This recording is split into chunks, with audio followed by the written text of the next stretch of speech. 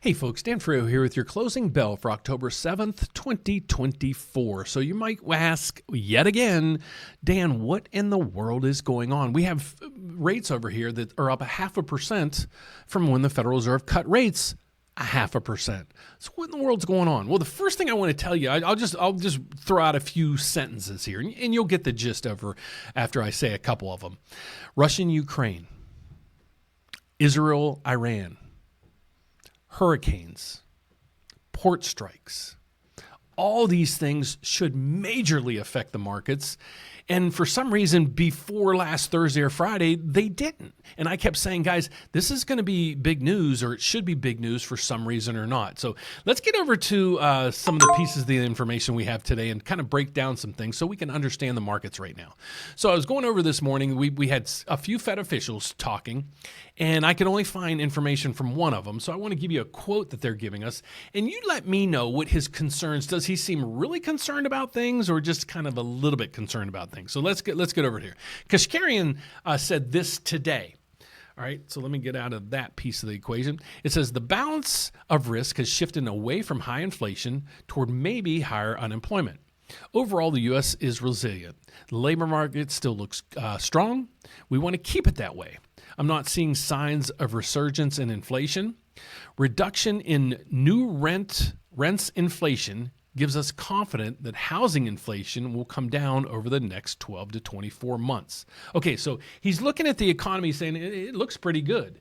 I actually found this website on here. It's from the Federal Reserve or the federal government. And it tells us what the federal funds rate is, what inflation is, unemployment rate, and all kind of other stuff. If you go through there, it's like, oh, it's not too bad. But then when I list those things down, Russia-Ukraine war, Israel and Iran, hurricanes, port strikes that are coming back. We even have a government that might be shut down that you're hearing nothing about because it has no money. Okay, so those are things that we're facing right now. Okay, so if you see this, his last comment was reduction in new rent inflation gives us confidence that the inflation is going to come down. So the housing part of the inflation number is about 40%. Okay, 40% of the inflation numbers come from housing. Well, housing lags from the economic data we have today versus when the Fed uses it. There's about a 12-month lag. Thus, they come in here. Because the housing inflation number, you're going to start seeing a lot of the Fed officials bringing this up to context.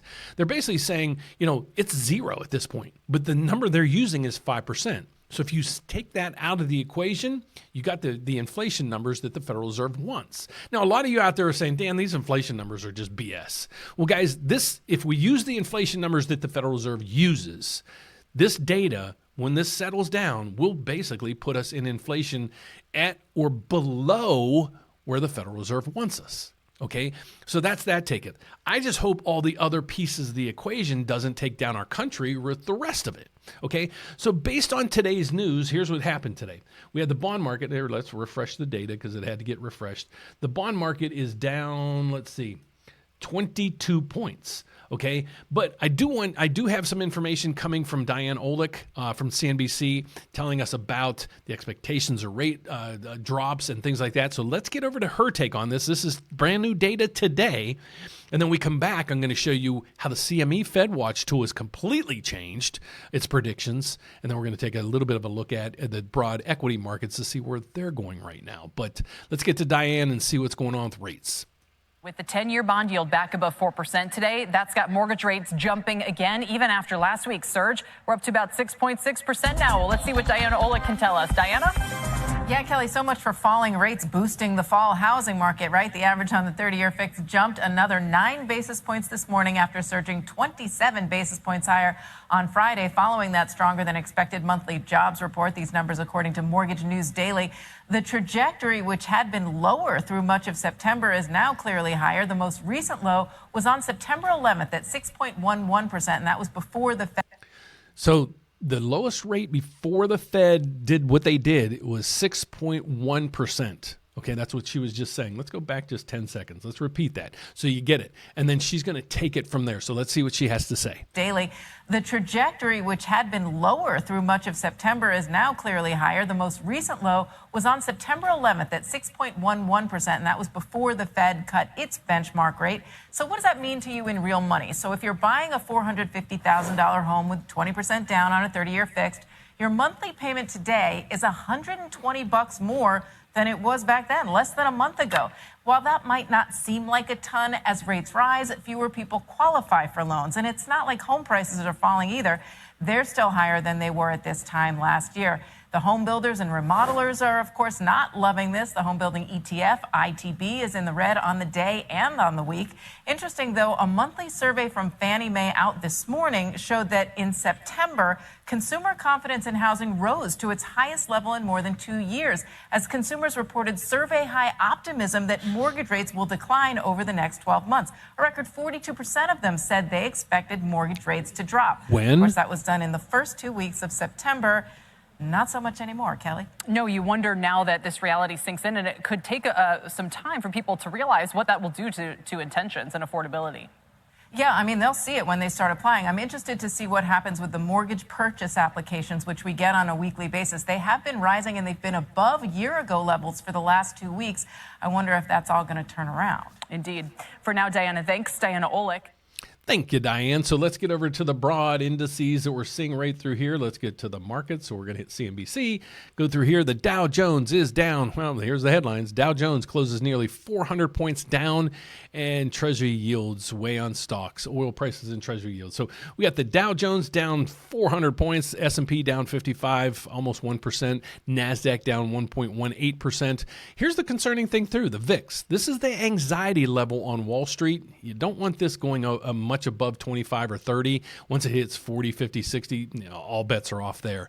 Cryptocurrency, just check a quick look at that. It's up $400, and then you'll see oil. It's probably up 4% for the day. So that's not the good news. Okay, so that's what we have through here. Here's what I was talking about, the CME FedWatch tool. The federal funds rate right now is 4.75 to 5%. It's right there. Okay, so we go over to this section here, and it's here.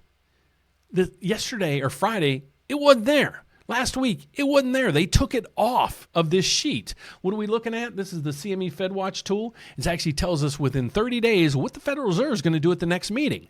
So down through here, this is its predictions. So now there's a 14% chance that they're not going to cut rates. So like I said, this column wasn't even here last week. It was pretty much a given they were going to cut 25 or 50, which one, and now it might be neither, just because of what's going on in the economy and the world. So I hope you guys understand this. It's not just what the Federal Reserve is going to do, it's what they're going to do plus what basically the news is out there projecting what they're going to do the next time. So it's the forecasts we're most concerned with. So that's our report for today. Let's go back to it. The economic calendar for tomorrow is basically nothing. It's the same kind of thing. It's some Fed officials talking, Bostic's talking, exports, imports, nothing here. But we will have some big news coming out on Thursday because remember, based on this information, Federal Reserve's not really too worried about inflation anymore.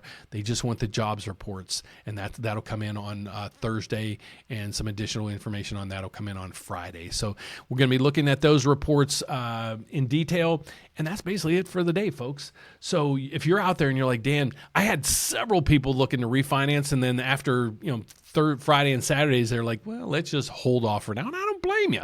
Wait for those rates to come back down because most of the events taking place, most of the events are should be short term in most cases. The Israel war, that's taken longer than expected. Russia, I didn't think they would still be at war this many years later.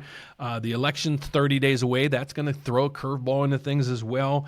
Weather patterns, there's another huge hurricane coming up through. That's going to play a role on things. And that port strike wasn't actually resolved. Basically, they kicked the can until January. So all this stuff is still compiling in the background, and we're going to pay attention to it on a daily basis. I hope you stick along with me so we can take this ride together. So my name is Dan Frio. I'm actually a mortgage loan officer. That's what I do for a living. So if you're out there anywhere in the whole country, as well as Puerto Rico, and you need help with a mortgage, I'd love to help you. I don't care if you're buying that first house, first investment property, you need refinance, you just need some numbers, you need some advice, reach out to me. I'd love to help. Best way to do this is go to the rate update. That's our website. It's right here. If you're buying that first house, please check out the grant finder. Don't leave any free money on the table with these in today's world. So if you're looking for any assistance when you're buying that first house, check the grant finder. It'll give you national programs as well as the Chicagoland programs. You can hit the apply now button if you'd like. If you'd prefer to talk to somebody, you can do that as well. You're just going to scroll down to the bottom of the website and you're going to find our information right through there. But if you're looking to refinance, if you own your house and you're looking to refinance, what I need you to do is tell us what rate you want and we'll track it for you. What rate do you want for us to call you or notify you? When it hits that rate, we're going to be calling you to do that refinance. So how do you do that? Well, you go to the rateupdate.com, and here's our website.